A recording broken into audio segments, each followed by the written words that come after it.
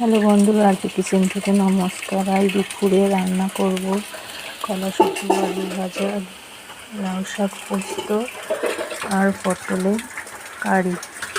গোটা গোটা পটলকে ছাড়িয়ে এইভাবে কেটে নিয়েছি। তার জন্য নিয়েছি পেঁয়াজ, রসুন, আদা, জিরে, মৌরি, ধনে। এর জন্য কড়াই তেল দেব। তারপর নুন হলুদ মাখিয়ে রেখেছিলাম পটলগুলো কড়াই দিয়ে দেব।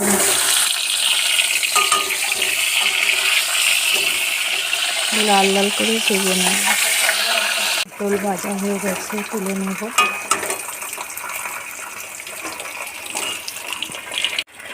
পটল তুলে নিয়েছি, তেলে তেজপাতা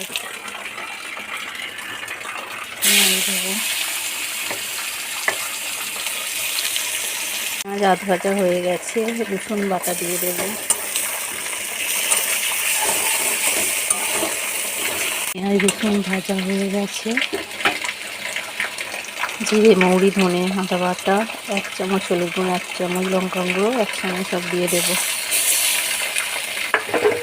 দিয়ে মশলাটাকে একটু কষে নেব।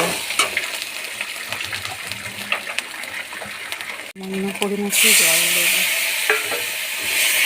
দিয়ে মশলাটাকে কষে নেব।